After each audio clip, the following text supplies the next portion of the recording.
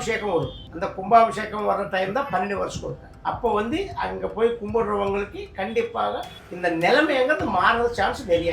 195%, 5% ஆண்டவர் யாரும் எப்படி பண்ணியிருக்காங்க தெரியுங்க. பேர் எல்லாமே சொல்ல தெரியாது, பூஜை பேர் தெரியாது, ஆள் தெரியாது. ஆனால் பண்ணியிருக்கிறாங்க அப்படிங்கிறதெல்லாம் நம்ம கண்டுபிடிச்சிடலாம். பேர் சொல்கிறதும் இவரு தான் பண்ணியிருக்காங்க இவங்க தான் பண்ணியிருக்காங்கன்னு அது கரெக்டு கிடையாது. பேர் சொன்னால் அது கரெக்டு கிடையாது.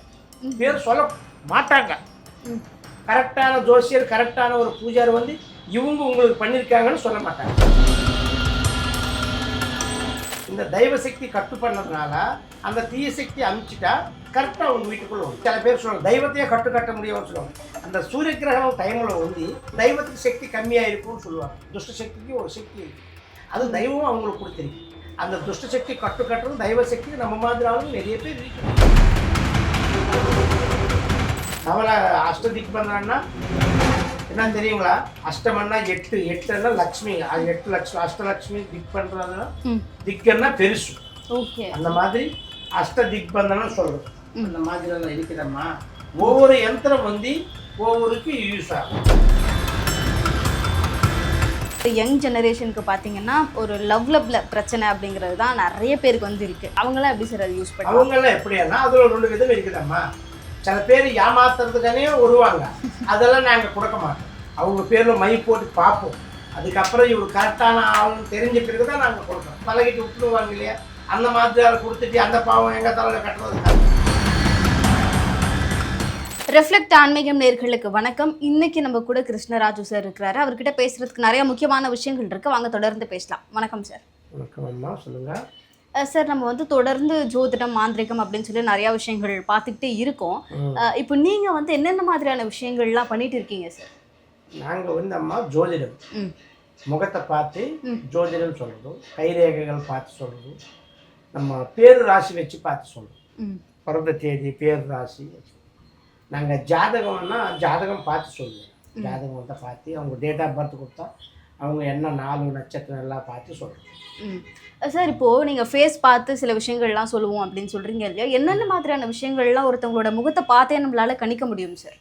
எல்லா விஷயம் கணிக்க முடியுமா? நடக்கிறதும் நடக்க போகிறதும் நடந்து கொண்டு இருக்கிறதும் ஃபியூச்சர் ஃபாஸ்ட் ப்ரெசென்ட் அதெல்லாம் கரெக்டாக கணிச்சு சொல்லலாம். சார், இப்போ ஒருத்தவங்க ஒரு பிரச்சனைன்னு சொல்லி உங்ககிட்ட வர்றாங்க அப்படின்னா சார், அவங்களோட ஃபேஸை பார்த்து அவங்களுக்கு அந்த பிரச்சனை எவ்வளோ நாளாக இருக்குது, அது எப்போ குணமாக்குறதுக்கான வாய்ப்புகள் இருக்குங்கிறதுலாம் சொல்ல முடியும்? எல்லாம் சொல்லுவேன். நம்ம அந்த பிரச்சனை எப்படி வந்ததும் எப்படி போகும், எதனால் வந்ததும், அது இயற்கையாக வந்ததா செயற்கையாக வந்ததா எல்லாமே நான் பார்த்து சொல்லுவேன். கண்டிப்பாக சார். இப்போது சார், இப்போ இந்த கையில் ரேகை பார்த்து ஜோதிடம் சொல்கிறது அப்படிங்கிறது இப்போ எல்லாருக்குமே வந்து ரொம்ப வித்தியாசமான ரேகைகள் தான் இருக்க போகுது இல்லையா? ஒரே மாதிரியான ரேகை இருக்க போகிறதில்ல. அப்படி இருக்கும்பொழுது எப்படி சார் அந்த ரேகையை வச்சு நீங்கள் சில விஷயங்கள்லாம் கணிச்சு சொல்கிறீங்க? அதை பற்றி சொல்லுங்கள். அந்த எல்லாரும் ரேகை வந்து ஒரு மாதிரி இருக்காது, அதே மாதிரி ஒரு எல்லார் லைஃப்பும் ஒரு மாதிரி இருக்காது. ரேகைகள் எப்படி மாறி மாறி இருக்கும், லைஃப் கூட அப்படிதான். சில பேர் எவ்வளோ பணம் இருந்தாலும் பணக்காரெல்லாம் ஒரு மாதிரி இருக்க மாட்டாங்க, ஏழைங்கள்லாம் ஒரு மாதிரி இருக்க மாட்டாங்க. ஏழையாக இருந்தாலும் பணக்கார மாதிரி கெத்து இருக்கிறவங்க இருக்காங்க, பணக்காரியாக இருந்தாலும் ஏழைய மாதிரி கூட இருக்கிறவங்களும் இருக்காங்க. அப்போ அந்த ரேகை, கைரேகை அப்படிங்கிறது ஒருத்தவங்களோட வாழ்க்கையில ரொம்ப முக்கியமான விஷயமா சார்? முக்கியமானது அது. கைரேகைங்கிறது நம்ம பிறப்புல வர்றது. அது நம்ம வேணுங்கிற மாறுறது கிடையாது, மாற்றுறது கிடையாது.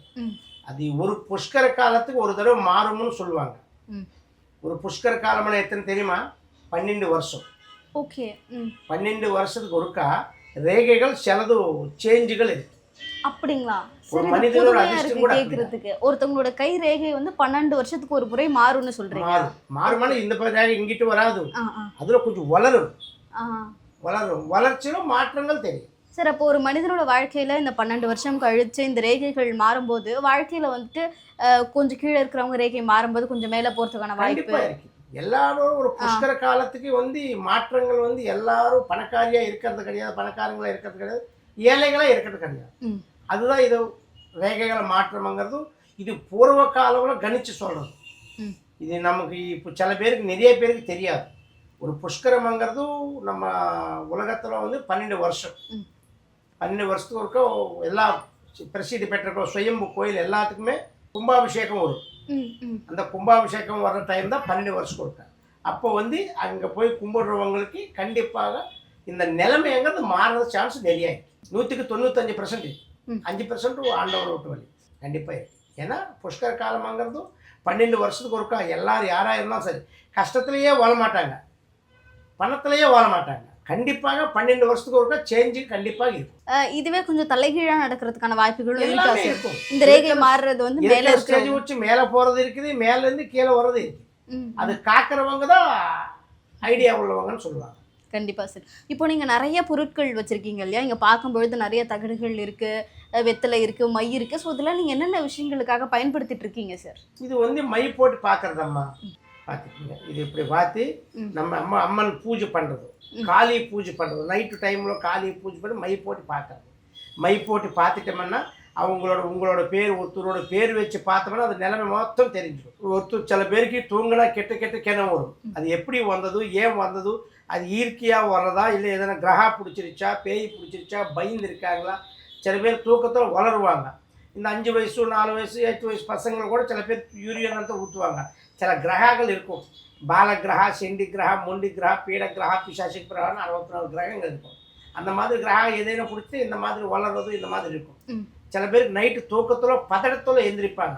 டக் டக் டக் டக் ஆர்ட்டு பீட்டு ரொம்ப வேகமாக துடிக்கும். அது எல்லாருக்குமே நிறைய பேருக்கு இருக்குது. ஆனால் இயற்கையாக நடக்குதுன்னு நினைப்பாங்க சில பேர். ஆனால் இயற்கையாக உள்ளது அது வந்து கண்டிப்பாக சில பயந்த இதில் இருக்கும். தூக்கம் வந்து டக்குன்னு எந்திரிச்சாங்கன்னா ஒரு 5 நிமிஷம் வரைக்கும் நம்ம மைண்ட் நம்ம இதில் இருக்காது. அந்த மாதிரி கஷ்டப்படுறவங்க இருக்காங்க. அது என்னது எதனால வந்தது கூட நம்ம மை போட்டு பார்த்து தெரிஞ்சிடும். சில பேர் மை போட்டு பார்க்கறது எப்படியான, சில பேருக்கு இவங்க செய்வனை பண்ணுறவங்க, பில்லி சூன்யம் பண்ணுறவங்க, கிட்ட சித்து வேலைகள் செய்கிறவங்க இருப்பாங்க. அது எதுன்னு இருந்தாலும் கூட தெரியும். ஓகே. மை போட்டு பார்த்தா என்ன பிரச்சனை இருந்தாலும் தெரிஞ்சிடும். அந்த எல்லா பிரச்சனையும் தெரிஞ்சிடும். அது பற்றி கட்டுறது இருக்குது. சில பேருக்கு வந்து தெய்வசக்தி எல்லாமே இருக்கும். அந்த தெய்வசக்தி கட்டிச்சிடுவாங்க. அந்த தெய்வசக்தி அவுத்துட்டு மறுபடியும் அவங்களுக்கு லக்ஷ்மி சக்தி வர்ற மாதிரி செய்யும் இந்த மை விஷயம். Okay sir. இப்போ இந்த மயில பார்த்து சார் இவங்களுக்கு இந்த மாதிரியான பிரச்சனைகள் வர வாய்ப்பு இருக்கு. இப்போ இவங்களுக்கு ஒருத்தவங்களுக்கு பில்லி சூனியம் யாருன்னா பண்ணியிருக்காங்க அப்படின்னா அது யார் பண்ணியிருக்காங்க அப்படிங்கிறதுலாம் கூட நம்ம இந்த மயில பார்த்து யாரும் எப்படி பண்ணியிருக்காங்க தெரியுங்க. பேர் எல்லாமே சொல்ல தெரியாது. பூஜையில் பேர் தெரியாது, ஆள் தெரியாது, யாருக்கும் தெரியாது. ஆனா பண்ணியிருக்காங்க அப்படிங்கிறதெல்லாம் நம்ம கண்டுபிடிச்சிடலாம். பேர் சொல்றதும் இவரு தான் பண்ணியிருக்காங்க இவங்க தான் பண்ணியிருக்காங்கன்னு அது கரெக்டு கிடையாது. பேர் சொன்னது கரெக்டு கிடையாது. பேர் சொல்ல மாட்டாங்க. கரெக்டான ஜோசியர், கரெக்டான ஒரு பூஜாரி வந்து இவங்க உங்களுக்கு பண்ணியிருக்காங்கன்னு சொல்ல மாட்டாங்க, சொல்லக்கூடாது. தெரியாது. அதில் தெரியாது சொல்லிட்டு உங்கள் திருப்திக்காக நாங்கள் ஏதோ ஒன்று சொல்கிறாலும் நாங்கள் கிடையாது. இது கரெக்டாக இருந்தால் சொல்லுவோம், இல்லை தெரியல சுவாமின்னு சொல்லுவோம், அவ்வளோதான். அதை விட்டுட்டு இவங்க தான் பண்ணியிருக்காங்க, உங்களுக்கு பொண்டாட்டு வகையில் பண்ணியிருக்காங்க, அத்தை வகையில் பண்ணியிருக்காங்க, உங்கள் சொந்தக்கார சித்தப்பா பெரியப்பா மாமா மச்சா பண்ணியிருக்காங்கன்னு சொன்ன மாதிரி போய் அப்படியெல்லாம் கிடையாது, சொல்ல முடியாது. யாராலையும் பேர் இவங்க தான் பண்ணியிருக்காங்கன்னு பேர் சொல்ல முடியாது. சரி, இப்போ சில பேர் சொல்கிறாங்க இல்லையா, இந்த மாதிரி மாந்திரிகம் பண்ணிட்டாங்க, பிளாக் மேஜிக் பண்ணிட்டாங்கன்னா உடம்புலாம் வந்து ஒரு மாதிரி வலிச்சுக்கிட்டே இருக்கும். இப்போது சமீபமாக ஒரு பிரபல நடிகர் கூட சொல்லியிருந்தாரு, எனக்கு வந்துட்டு பிளட் வாமிட்லாம் வருது இந்த மாதிரி பண்ணதுனாலன்னு சொல்கிறாங்க. ஸோ இதெல்லாம் அதுக்கான சைட் எஃபெக்ட்ஸ் தானே சார்? உண்மையாவே கண்டிப்பாக நீங்கள் சொன்ன மாதிரி நடிகர் சொல்கிறது எல்லாமே கரெக்டு தான். அதெல்லாம் இந்த பிளாக் மேஜிக்குள்ளே கண்டிப்பாக இருக்குது. உடம்பு வலி இருக்கும், கை கால் வலி இருக்கும், பக்கவாதம் வந்துடும், மூஞ்சி இழுத்து போயிடும், கண்ணு போயிடும், கை கால் விளங்காமல் போயிடும். இந்த மாதிரிலாம் பூஜை பண்ணுறவங்க இருக்காங்க, எல்லாமே இருக்கு. பிளாக் மேஜிக் பண்ணுறவங்க நாங்கள் வந்து பிளாக் மேஜிக் எடுக்கிறவங்க, பண்ணுறவங்க கிடையாது, பண்ணுறதெல்லாம் கிடையாது. நாங்கள் எடுக்கிறவங்களுக்கு அது பண்ணுற சக்தி இருக்காது. அது பண்ணுற சக்தி இருந்தால் பல பூதங்கள் பல துஷ்ட சக்திகள் கட்டுப்படுத்த வேண்டியிருக்கும். அது நமக்கு தேவையில்லை. அதனால் நம்ம நல்லது ஏதோ அதுவும் பண்ணுறோம். சார், இப்போ ஒருத்தவங்களுக்கு இந்த மாதிரி பிளாக் மேஜிக் தான் பண்ணியிருக்கிறாங்க. சில பேருக்கு என்னன்னா ரொம்ப வருஷமா பண்ணி வச்சிருந்திருப்பாங்க, ஒரு 2-3 வருஷமா இதாலும் ரொம்ப கஷ்டப்பட்டவங்களா இருப்பாங்க இல்லையா, அவங்க உங்ககிட்ட வர்றாங்க அப்படின்னா அவங்களை எப்படி சார் கியூர் பண்ண ஸ்டார்ட் பண்ணுவீங்க? இது சொன்னேன், இந்த மைப்போடி பண்ணி பார்த்தோம்னா எல்லாமே தெரிஞ்சிடும். அது எல்லாம் தெரிஞ்சுட்டு அது எப்படி வந்ததுன்னு தெரியும், அது எப்படி போகும்னு தெரியும். அது எல்லாருக்கும் தெரியாது, சில பேருக்கு தெரியும். சில கிரகங்கள் இருக்குமாம்மா. இது எப்படின்னா, ஒரு பிளாக் மேஜிக் பண்ணாங்கன்னா சில பேருக்கு தெய்வ சக்திகள் இருக்கும். அவங்க வீட்டில் ஒருத்தர் செய்வனை பண்ணாலும் அவங்க வீட்டுக்கு போகாது, யாரு பண்ணாலும் போகாது. அப்படி இருக்கிறவங்களுக்கு சில பேர் வந்து இந்த அமாவாசைகள், ஞாயிற்றுக்கிழமை, சூரிய கிரகணம், இந்த மாதிரி மாத கிரகணம் வரும். அந்த மாதிரி கிரகண டைமில் பூஜை பண்ணுவாங்க.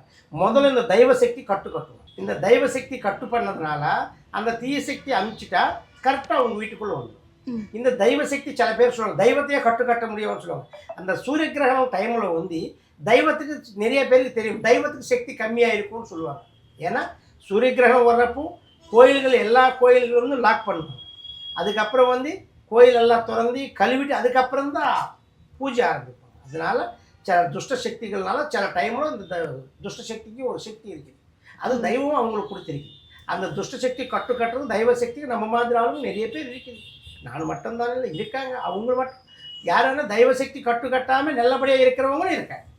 அந்த துஷ்ட சக்தி கட்டிட்டு நம்ம வீட்டுக்கு தெய்வ சக்தி வர்ற மாதிரி செய்யணும். கெட்ட சக்தி இருக்கிறவங்க வீட்டில் நிம்மதி இருக்காது, நிம்மதியான தூக்கம் இருக்காது. காலையிலேருந்து சாயங்காலம் ஒரு கஷ்டப்பட்டு வீட்டுக்கு வந்தாலும் நிம்மதியாக தூங்கணும், அந்த நிம்மதி எங்கிறது இருக்காது. அதனால பல குழப்பங்கள் இருக்கும். அதுதான் துஷ்ட சக்தி. கெட்ட கிணவு வரும் ஞாபகம் இருக்காது. சில பேருக்கு தூங்கினா மூச்சு திணறும். அது என்ன எதுக்காக திணறது, தூக்கத்தில் மூச்சு உடம்பு டக்குன்னு பயந்து போய் எந்திரிச்சு பார்ப்பாங்க. அது எதுன்னு தெரியாது. அதெல்லாம் துஷ்ட சக்தியோட பசங்க, சின்ன பசங்க இருந்தாங்க அழுவாங்க நைட்டில். அதெல்லாம் துஷ்ட சக்தியோட சிம்டம். பேயை பிடிச்சவங்க சில பேர் சில விதமாக இருப்பாங்க. சில பேர் பேசாமல் இப்படியே இருப்பாங்க. சில பேர் சாப்பிட மாட்டாங்க. சில பேர் அதிகமாக சாப்பிடுவாங்க. எது செஞ்சாலும் அவங்களுக்கு திருப்தி இருக்காது. என்னத்தை என்னத்தை சாப்பிட போட்டுருக்க இந்த மாதிரி சொல்லுவாங்க. எல்லா விஷயம் திருப்தி இருக்காது, எல்லாம் இருக்கும். சில பேர் சும்மா சென்னை போட்டுக்கிட்டு இருக்கிறவங்க இருக்காங்க, தூங்க மாட்டாங்க. அவங்கள பார்த்தாலே தெரிஞ்சிடும். இங்கே வந்தாலே வெளியில் வந்துடும். அவங்க பூஜையாண்ட வந்தாலே அவங்களுக்கு வெளியில் வந்துடும் அந்த பேய் விசேஷம். அதெல்லாம் வெளியாக்கலாம், அனுப்பிடலாம். பேய்ங்கிறது ஒவ்வொரு பேய் ஒவ்வொரு மாதிரி. பிசாசி, பேய், பிசாசி, அந்தர பிசாசி, ரத்த பிசாசி, காட்டு ரத்த காட்டுன்னு சொல்லுவாங்களே, இந்த மாதிரியெல்லாம் இருக்கும். அதெல்லாம் இப்போ நாங்கள் உள்ளே வந்த போதே பார்த்துருந்தோம், நீங்கள் நிறைய தகடுகள்லாம் வச்சுருக்கிறீங்க. இதெல்லாம் எதுக்காக வச்சுருக்கீங்க? இதெல்லாம் என்னென்ன விஷயங்களுக்காக பயன்படுத்துவீங்க சார்? இது ஒவ்வொன்றும் ஒவ்வொரு இதுக்கு யூஸ் ஆகுதுன்னா, இந்த மாதிரி நரகோசைக்கு, கணு திருஷ்டிக்கு, இந்த சில பேர் வீடு கட்ட முடியாமல் நினச்சிக்கிட்டே இருப்பாங்க. வீடு கட்டணும் நினச்சிக்கிட்டே இருப்பாங்க. இந்த வீடு அமைப்பு இருக்காது. அஷ்டலட்சுமி அனுகிரகம் இருக்காது.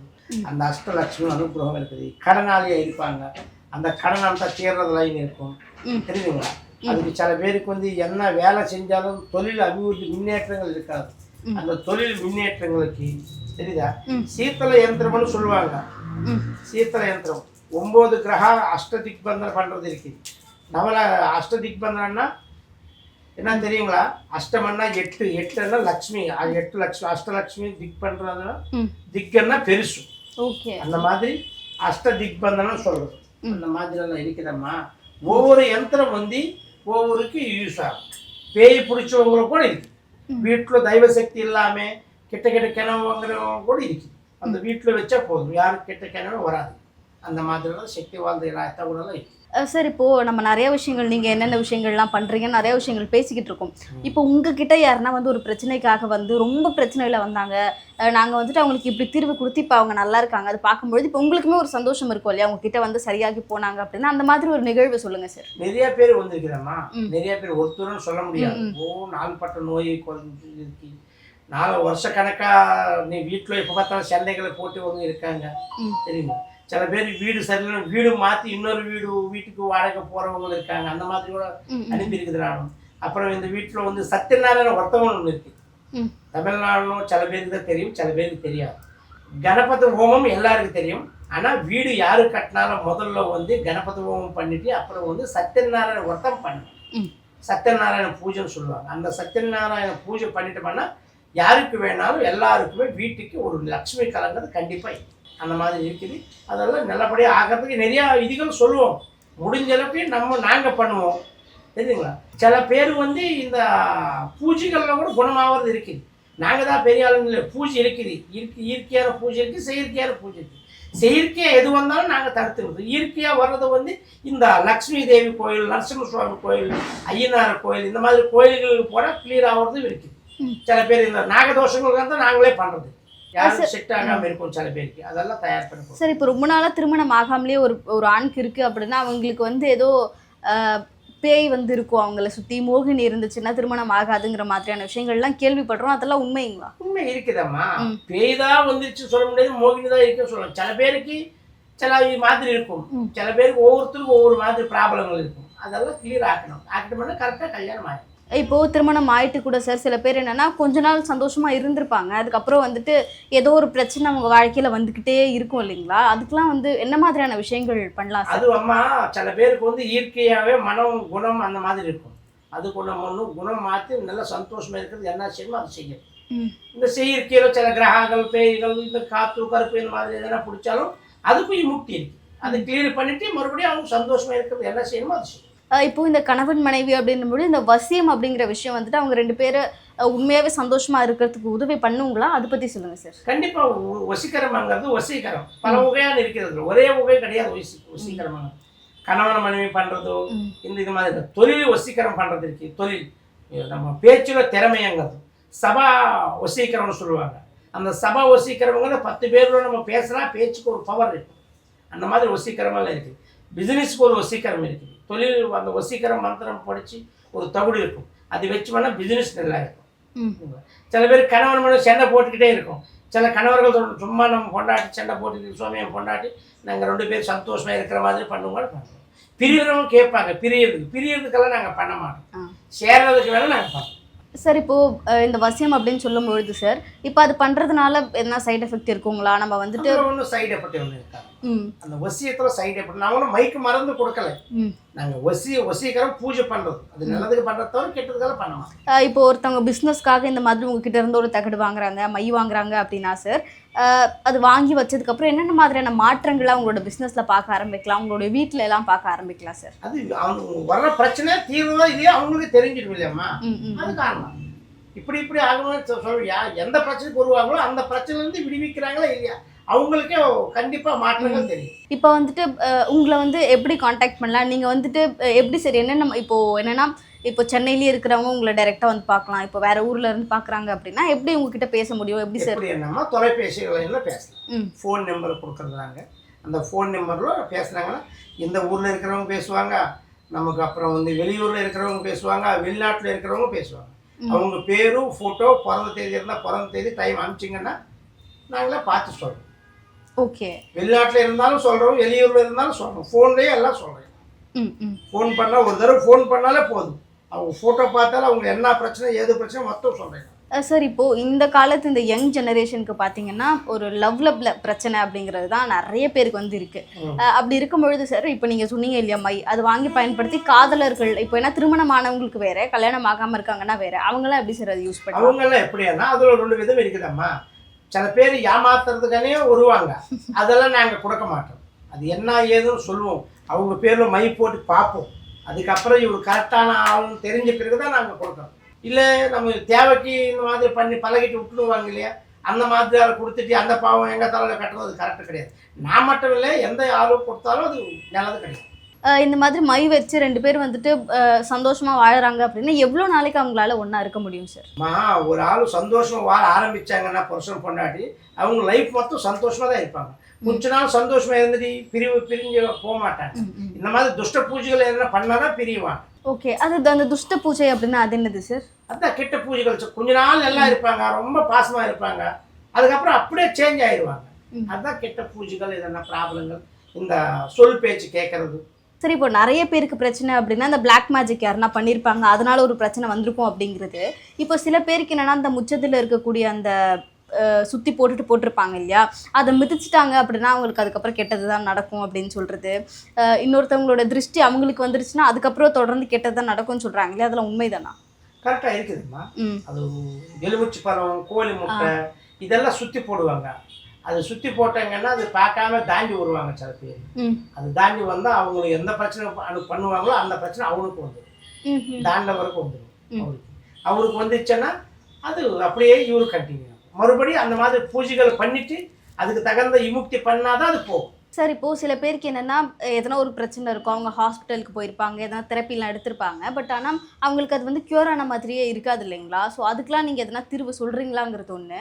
இன்னொன்று, இந்த மாதிரி பேய் பிடிச்சிருந்துச்சு அப்படின்னா இதெல்லாம் வந்துட்டு நம்ம டாக்டரால் கண்டுபிடிக்க முடியாது, அதெல்லாம் நம்ம வந்துட்டு ஆன்மீகம் சார்ந்து தான் க்யூர் பண்ண முடியும்னு சொல்கிறாங்க இல்லையா, அதை பற்றி சொல்லுங்கள் சார். இது எப்படி என்னம்மா, சில பேர் வந்து நோய் வந்தால், இந்த ஜுரம் வந்தாலும் எந்த பிரச்சனைக்கு வந்தாலும் ஹாஸ்பிட்டலுக்கு போனால் ஒன்றும் இல்லை இவர் நல்லா இருப்பார் போங்கன்னு சொல்லுவாங்க. ஆனால் வீட்டுக்கு வந்து அந்த பிரச்சனை அப்படியே கண்டினியூ ஆகிட்டு இருக்கும். அது அப்போ வந்து கண்டிப்பாக செயற்கையான ப்ராப்ளம் தான் இருக்குது. செயற்கைங்கிறது இந்த மாதிரி காற்று கருப்பு பேய் பிசாசு ஏதோ ஒரு பிரச்சனை இருந்திருக்கும். அது நம்ம இந்த மாதிரி எங்களை மாதிரி ஆளுக்கிட்ட போய் கான்டாக்ட் பண்ணால் கண்டிப்பாக எங்ககிட்ட வந்தால் கண்டிப்பாக அதுக்கு தீர்வு கிடைக்கும். இப்போ தொடர்ந்து வீட்ல சண்டை நடந்துகிட்டே இருக்கிறது, நிம்மதியாவே இல்ல என்னோட வாழ்க்கைங்கிற மாதிரி சில பேர் ஃபீல் பண்றவங்கலாம் இருப்பாங்க. அவங்களுக்குலாம் உண்மையா என்னதான் சார் பிரச்சனையா இருக்கும்? அது சில பிரச்சனைகள் இருக்கும். பானாவத்தின்னு சொல்லுவாங்க அது. ம். அதோட பேர் பானாவத்தின்னு சொல்றது. அந்த பானாவதி கிரகம் வந்தா வீட்டுல நிம்மதி இருக்காது. ம். எந்த நேரம் பைசா நிக்காது. காசு வந்த உடனே ஒரு செலவு வந்துடும். செலவு வந்த உடனே காசுக்கு மறுபடியும் கடனை வாங்க வேண்டியது. அது முன்னே இது முன்னே தெரியாது. அந்த மாதிரி எப்போ பார்த்தாலும் சண்டைகள் வந்துக்கிட்டே இருக்கும். சில பேர் பசங்க பெரியவங்க ஆகுவாங்க, நல்லா படிப்பாங்க, வேலைகள் கிடைக்காது, வீட்டில் சண்டை வந்துக்கிட்டு இருக்கும். பெற்றவங்க பேச்சு கேட்காம சொந்தமாக அவங்களோட நிர்ணயம் அவங்க வச்சுக்கிட்டு இருப்பாங்க. அதெல்லாம் சில கிரக பிரச்சனைகள் இருக்கும். வீட்டிலேருந்து வெளியே போயிட்டாங்கன்னா, அரே நான் ஏன் சண்டை போட்டேன், நல்லா இருப்போமே அப்படின்னு நினைப்பாங்க. ஆனால் வீட்டுக்கு போனால் மறுபடியும் அதே புத்தி அதே கண்டினியூ ஆகும். சார் இப்போ சில பேர் வந்து என்னன்னா நிறைய சம்பாதிக்கிற மாதிரி தான் இருக்கும். ஆனால் வந்துட்டு ஒரு சேவிங்ஸே இல்லாத மாதிரி இருக்கும். எதனா ஒரு சொத்து வாங்கணும்னு நினைப்பாங்க, அது வாங்காம தள்ளி போயிட்டே இருக்கும் இல்லைங்களா? அதுக்குள்ள என்னென்ன விஷயங்கள் பண்ணலாம் அது சார்? இருக்குதம்மா, நிறைய தான் சொன்னேன். நம்ம சொன்னதை சரி பரவாயில்ல சம்பாதிப்பாங்க, கடைசியில் பார்த்தா ஒன்றும் இருக்காது. கண்ணுக்கு தெரியும் கணக்குக்கு தெரியாதுன்னு சொல்லுவாங்க. அந்த மாதிரி அதை பார்த்து அதை தயார் பண்ணி கொடுக்க வேண்டியது. அதுக்கெல்லாம் சில பிரச்சனைகள் இருக்கும். அந்த பிரச்சனை தீர்வு பண்ணாலும் லக்ஷ்மி பூஜை பண்ணாலும் அதுக்கு தான் அஷ்ட திக்பந்தனங்க. அந்த அஷ்ட திக்பந்தன பூஜை பண்ணாலும் அவங்களுக்கு லக்ஷ்மி நின்றுட்டு சொந்த வீடு வாங்குறதும் கார் வாங்குறதும் நினச்ச காரியத்தில் வின் பண்ணுறது எல்லாமே அவங்களுக்கு. இப்போ இந்த எல்லா விஷயங்களுக்குமே தனித்தனியாக பூஜைகள் இருக்குது, தனித்தனியாக மை தகடுகள் அந்த மாதிரி இருக்குங்களா? கண்டிப்பாக இருக்குதம்மா. எல்லா இதுக்கும் ஒவ்வொன்றுக்கும் ஒவ்வொன்றும் விதமான இருக்குது. இது இருக்குது. சில பேர் இயற்கையாகவே ஒன்றும் டெவலப் இல்லாமல் இருப்பாங்க. அது கூட நல்லது பூஜைகள் இருக்குது, தெய்வ சக்தி பூஜைகள் இருக்குது. சிலதும் அவங்களும் பண்ணுறது கூட சொல்கிறேன். அவங்க வீட்டில் அவங்க செய்கிறது இருக்குது.